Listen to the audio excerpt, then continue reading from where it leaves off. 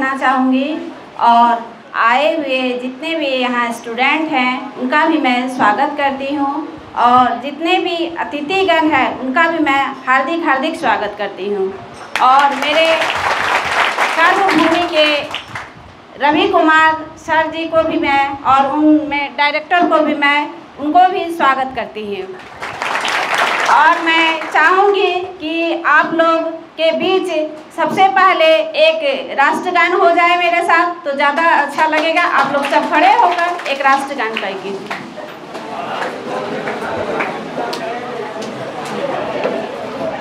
Ready? चलिए। जन गण मन अधिनायकी जय है भारती भाग्य विधाता जनधन गुजरात मराठा द्राविड़ उत्कल बंगा विंध्य हिमाचल यमुना गंगा उच्चल चलति तिरंगा तब शुभ नामे जागे तब शुभ आशीष मांगे गाहे तब जय गाता जन गण मंगलदायक जय है भारती भाग्य विधाता जय है जय है जय है जय जय जय जय है भारत माता की भारत माता की वंदे वंदे। धन्यवाद।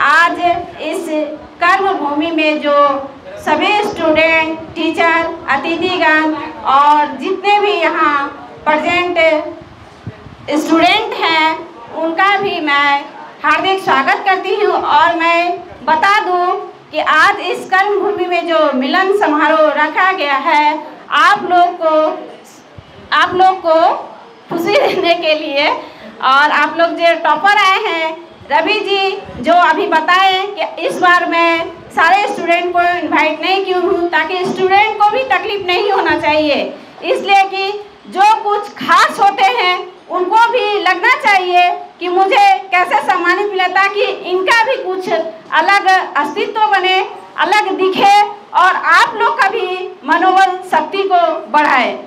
और मुझे बहुत अच्छा लगा रवि जी का सोच।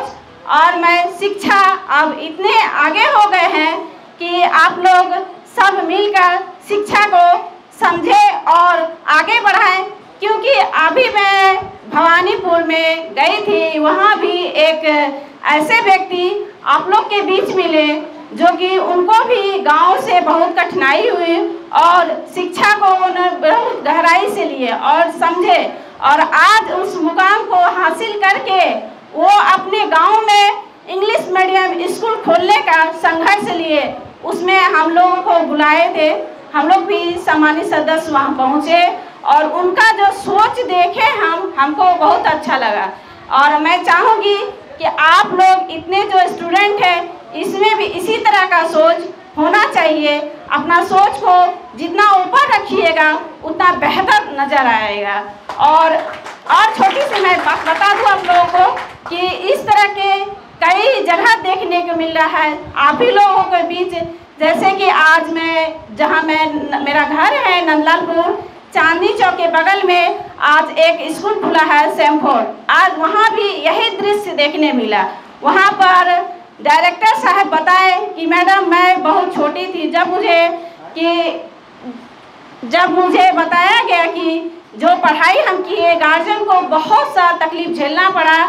उस समय गाड़ी का प्रावधान नहीं था, उस समय पैसे का अभाव था, किसान से पापा जी थे इसलिए ज़्यादा कुछ नहीं कर पाए। आज उनके बच्चे इतने आगे बढ़ चुके हैं, इतने कि क्या बताएं हम, उनका जितना पढ़ाई कम करे उतना कम। उन्होंने एक संघर्ष लिया और उस गांव में एक बहुत बड़ा सा स्कूल का योगदान दिया और सब कोई मिलके उस स्कूल को इतना आगे बढ़ाए कि क्या मतलब बाहर से टीचर लोग को मतलब हर व्यवस्था कहा जाए। स्कूल में एक सैमफोर्ड स्कूल है, आप लोग भी जाके देख सकते हैं, इसलिए उसमें लोकल टीचर का भी प्रावधान नहीं किया गया है। जबकि मैंने कुछ वहाँ बात रखी थी कि ऐसे काबिलियत स्टूडेंट यहाँ भी हैं, यहाँ भी टीचर लोग हैं। अगर उस तरह का लगे आप लोगों को तो हमसे एक बार संपर्क सर जरूर कीजिएगा, ताकि यहाँ भी है जो कि दिखना चाहिए अपने समाज में कि मेरे भी समाज में कुछ बच्चे में टैलेंट है, वो स्कूल में दिखना चाहिए, यह नहीं कि बाहर से ही। और मैं बता दूं कि हिंदी जो आप लोग बोलते हैं कि हिंदी और इंग्लिश ठीक है, इंग्लिश को आदमी लोग काफ़ी मात्रा में ही कर रहे हैं, लेकिन हिंदी भी मेरी मातृभाषा है, इसको भी आपको अमल करना पड़ेगा। क्योंकि हिंदी जो है मेरी मातृभाषा, और हिंदी को सबने, हिंदी का बहुत मतलब कहा जाए जिस भी जगह कहीं भी पहुंच जाइए, देश विदेश, हिंदी का तो यूज होता ही है और मेरी मातृभाषा है। और मैं अपने और शिक्षा के बारे में और बता दूं आप लोगों को कि शिक्षा जो है आप लोग सुने होंगे कि घर का बंटवारा हो जाता है कि 10 बीघा खेत है या 5 बीघा घर है, सबका बंटवारा हो जाता है। अगर 4 भाई हैं तो एक इकट्ठा करके बंटवारा हो जाता है। अगर 4 बर्तन है तो वो भी बंटवारा हो जाता है। 4 किचन है, जैसा संभव होता है ऐसा। लेकिन शिक्षा एक ऐसा चीज़ है, अगर आप उस घर में अपने मेहनत से, शिक्षा ही एक ऐसा है जो कि उसका कोई बंटवारा नहीं होता है। इसीलिए हम आप लोग से विनती करते हैं कि शिक्षा को बरकरार रखिए, आगे बढ़िए। और रवि सर का जैसा मतलब ज़्यादा कुछ तो नहीं बोलेंगे, लेकिन यहाँ इनका बहुत बड़ाई की है और बहुत अच्छा लगा। और साथ में डायरेक्टर साहब का भी मैं बहुत बहुत धन्यवाद देती हूँ और मैं अपनी वाणी को विराम देती हूँ। जय हिंद, जय भारत। धन्यवाद। मैम के विचारों को सुने, वह काफ़ी आपके जीवन को प्रभावित करेंगे। और दिलीप जी, जोरदार तालियों के साथ स्वागत करें हमारे बीच। ऐसे एन वक्त पर हमारे बीच कहलगांव SHO और उनके पूरी टीम जो है पधार चुके हैं। हम चाहेंगे कि आप स्थान ग्रहण करें। आइए सर, प्लीज बैठिए। चलिए, धन्यवाद। सभी विद्यार्थी अपना स्थान ग्रहण करें और प्रयास हम यही करते हैं। स्थान ग्रहण कीजिए, बजिए।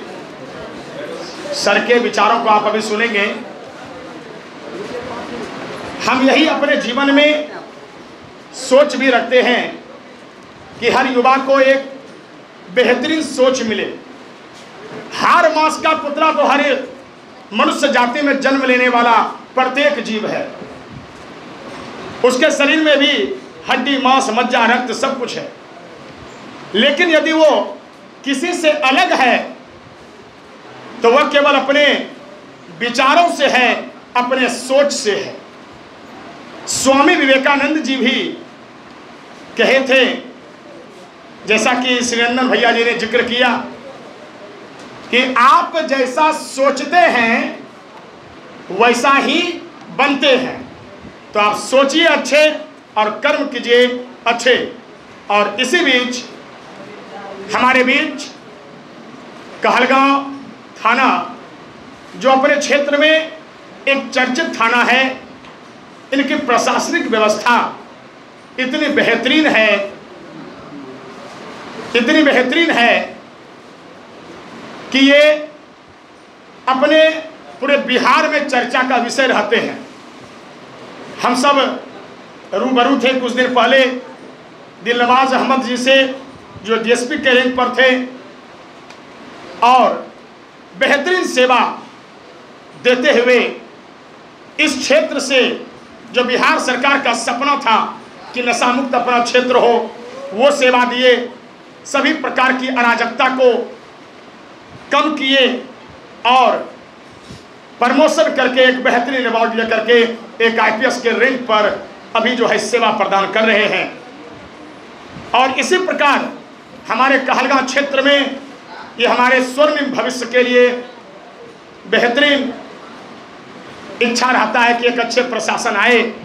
और हमारे बीच जो अभी मौजूद हैं शकील अहमद खां, जोरदार तालियों के साथ स्वागत करें शकील अहमद खां के लिए, और जो आपके विचारों को आपके दिमागों में ही भरने का काम करेंगे और बताएंगे कि बिहार पुलिस एक ऐसी जोश, जज्बा और तमन्ना की जॉब है जो हर विद्यार्थी खास करके इंटर में पढ़ने वाले ग्रहण कर सकते हैं, क्योंकि आप पढ़ते हैं इसमें history, political, sociology, economy, Hindi, English और यही 5 विषयों से पूरे बिहार पुलिस और दरोगा का एग्जाम होता है। तो आप इस एग्जाम को क्वालिफाई कर सकते हैं और बेहतरीन सेवा दे सकते हैं अपने राज्य में। और साथ ही आज हम शकील बाबू से सुनेंगे कि ये जो युवा है जो नाचता पंजाब घूटता पंजाब था, जिस पर कि फिल्म बन गया उड़ता पंजाब, जो केवल इसलिए क्योंकि वो नशा में अपने आप को खत्म कर रहे थे। तो कैसे युवाओं को, इस पीढ़ी को नशा से बचना चाहिए वो आपको सुनने के लिए मिलेगा, क्योंकि कहा भी गया है कि पिटती पत्नी बिकती जेवर, पिटती पत्नी बिकती जेवर और बदल शराबी अपना तेवर, बदल शराबी अपना तेवर। घर लूट जाते हैं, जमीन बिक जाती है, अस्तित्व खतरे में चला आता है एक शराबी पति, एक शराबी भाई, एक शराबी पिता के कारण। इसलिए यह किस गर्त तक आपको गिरा देगा आपको समझ में भी नहीं आएगा। इसलिए आप इसको समझें और हमारे शकील बाबूजी से विचारों को ग्रहण करें। और इस बीच हम चाहेंगे कि हमारे बीच जिला पार्षद श्रीमती रिंकी जी से और श्रीनंदन भैया जी से पुष्प गुच्छित दे करके इन्हें सम्मानित करने का प्रयास करें। प्लीज सर, और जोरदार तालियों के साथ स्वागत करें।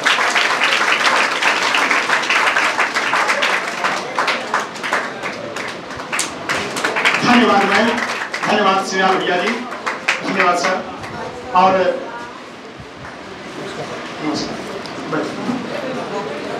और अब सर से जो है कुछ विचार को हम सब सुनेंगे।